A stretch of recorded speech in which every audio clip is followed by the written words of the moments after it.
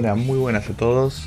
Mi nombre es Mike Benson y les doy la bienvenida al programa financiero de Malas Noticias, Not Stonks.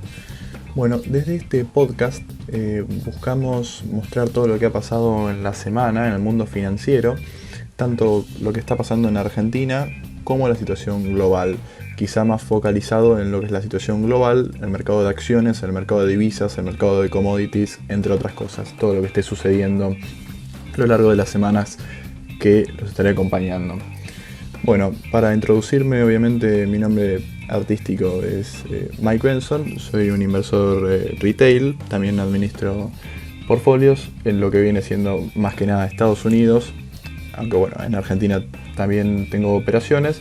Me baso más en el largo plazo, no realizo tantas operaciones de corto plazo, lo que son consideradas trading, entonces quizá les pueda ayudar más y está orientado para que ustedes sepan en el largo plazo, en el mundo más de lo que son los fundamentos.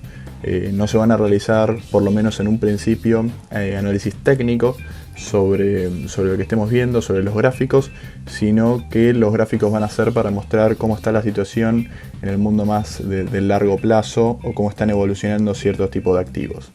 Sin nada más que agregar, vamos de lleno a lo que es el programa.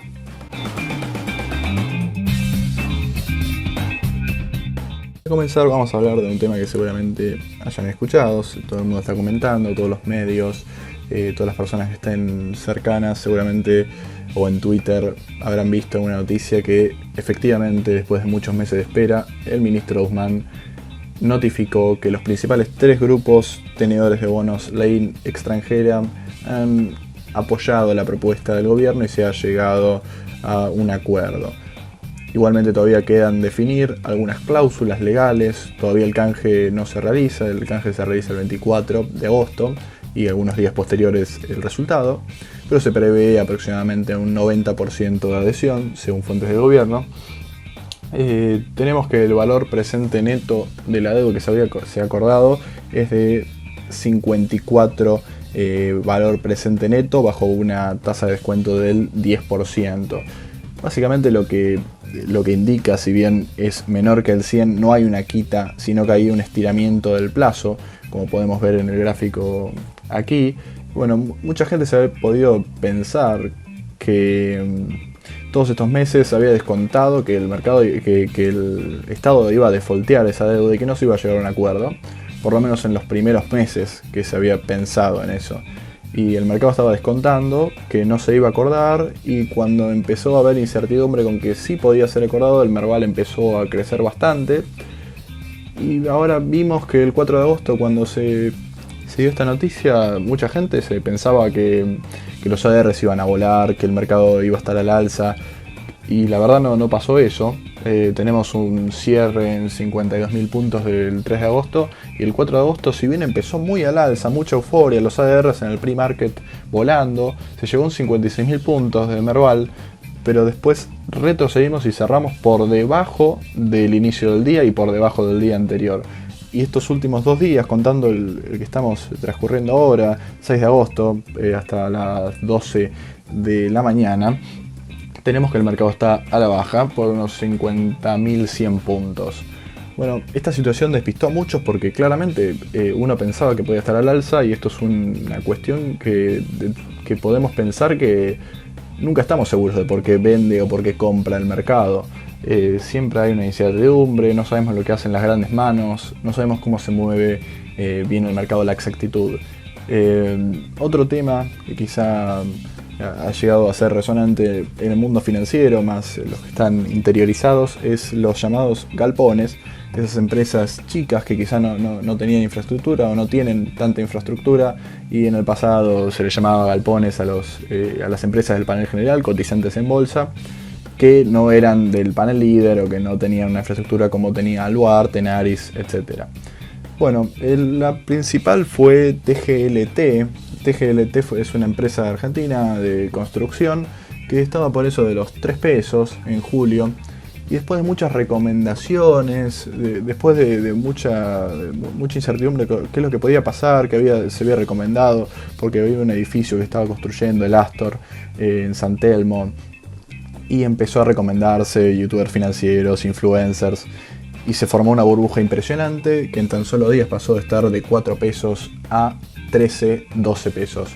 Una locura. Vemos que las velas en el gráfico son muy dispares con lo que es el cierre de un día, la apertura del otro, y es increíble lo que ha subido, hasta que llegó un día donde las personas parece que tomaron un poco de recaudo con lo que estaba sucediendo. Es más, ante todo esto la CNB ha decidido investigar lo que pasaba. El directorio sacó un comunicado diciendo que no sabía lo que estaba pasando, y el mercado claramente reaccionó bastante mal, bastante eufórico. Como fue la suba, también fue la baja, y en un solo día se ha suspendido la negociación habitual, se ha ido a subasta, o lo que es denominado negociaciones a plazas, y en un solo día ha caído de 12 pesos a aproximadamente 6 pesos, aunque se ha llegado a menores números.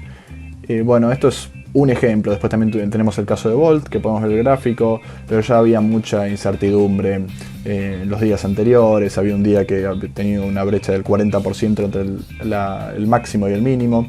Realmente fue muy eufórico y muy excéntrico lo que pasó en el mercado de los galpones estos días.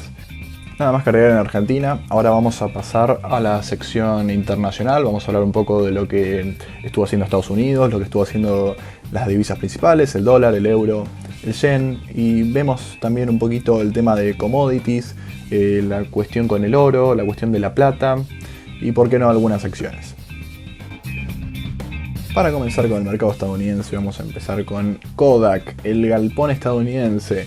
Vemos que, bueno, ha llegado una noticia que Kodak iba a dejar de fabricar el rollo. Veíamos que tenían muchos problemas con ese tema, con esa industria, y ahora iba a empezar a meterse en la industria farmacéutica. Se han dado varias noticias de que lo que iba a empezar a hacer, que estaba teniendo ayuda del gobierno, y pasó de cotizar, atención, de $2 a $60 en tan solo 3 días.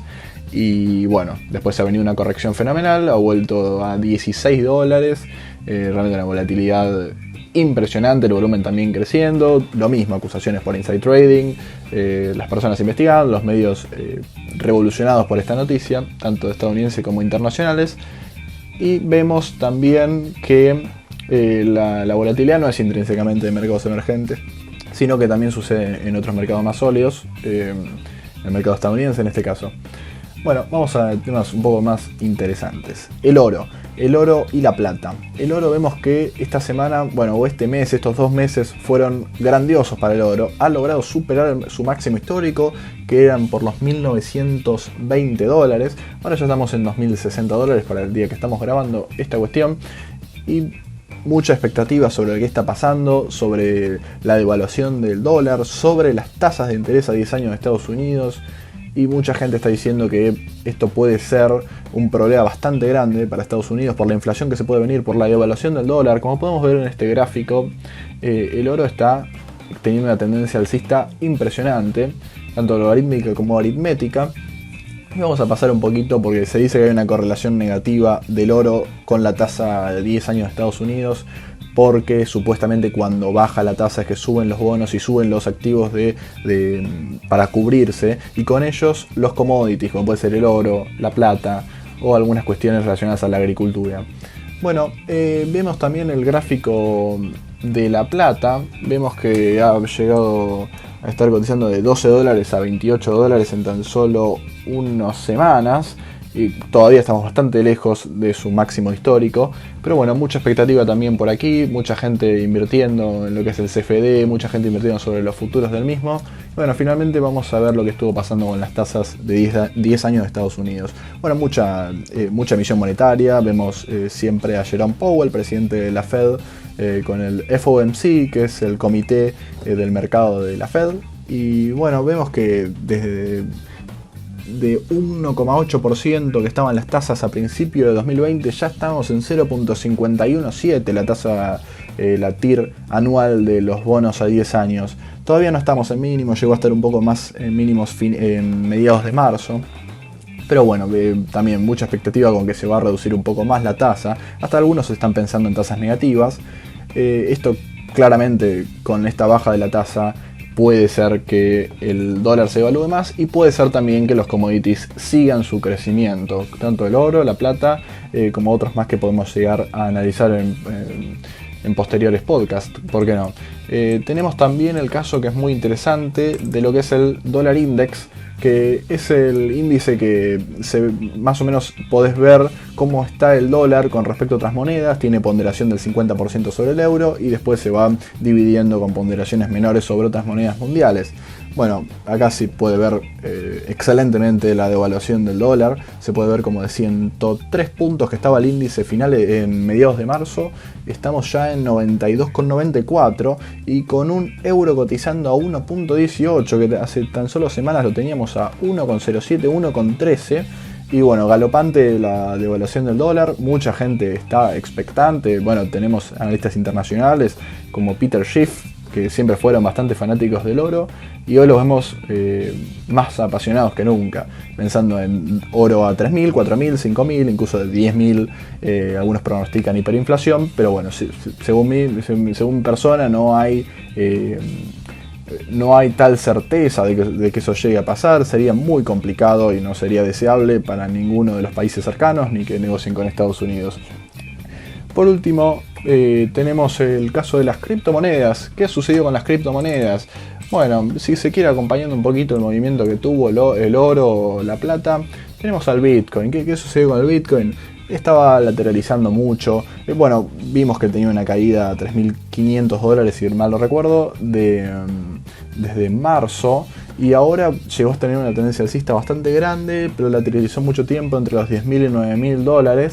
Y finalmente ha logrado superar esa cuña bajista que se tenía, a irse directamente a los $11.000, $12.000. Bueno, un día de corrección a 11.000 y de nuevo a crecer. Tenemos analistas que lo mismo, dicen que este es la década, las 2 décadas del Bitcoin, $100.000, $1.000.000. Tenés analistas diciendo números por todos lados que no son inverosímiles. Realmente, con el crecimiento que tuvo esta década, podemos ver que podemos llegar a estar en una onda 3 de Elliott, para los que entiendan de esto, o una onda 3 de Elliott, y claramente se pueden dar 2.618, se pueden ver muchísimas extensiones que pueden llegar hasta los $100.000, y sería muy interesante verlo en estos precios, y sería muy interesante también ver la evolución de las criptomonedas y cómo se va cambiando el mercado de divisa financiero global. Bueno, por otro lado también tenemos el Ethereum, que es una moneda que se sigue mucho a la par del Bitcoin. Quizá el Bitcoin tiene muchísima más popularidad por su protocolo, aunque el Ethereum tiene su protocolo propio. Y vemos que tuvo una suba un poco más empinada que el Bitcoin. En tan solo unas semanas ha llegado a subir de 240 a $390. Y estamos expectantes por lo que sucede con estas criptodivisas. También se puede analizar cualquier cantidad de ellas, pero no es el caso, es solamente para ver un paneo general. Pueden decir obviamente qué es lo que opinan y qué es lo que quieren ver.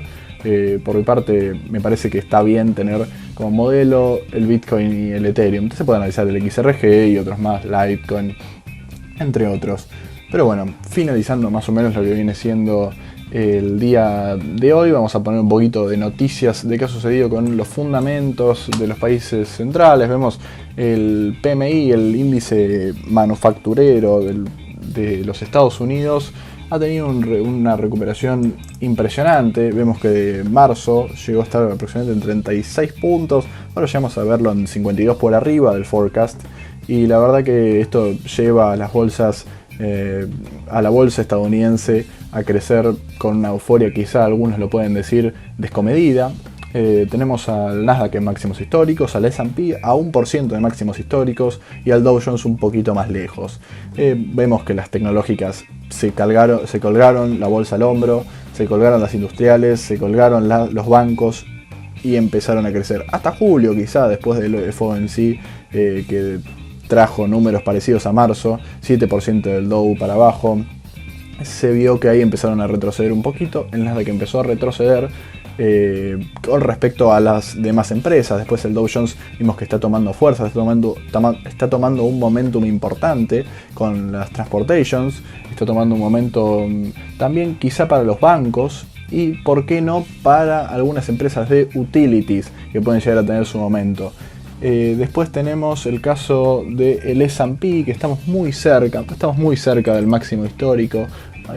Recordemos que tenemos elecciones en noviembre y podemos llegar a ver niveles de euforia tanto para arriba como para abajo, porque la volatilidad en estos meses es muy alta y cualquier número puede llegarte a mercados bearish, y vamos a ver si lo permiten la Fed, vamos a ver si lo permiten los bancos centrales europeos, que también se han decidido en mantener la tasa, en seguir con sus programas de estímulos.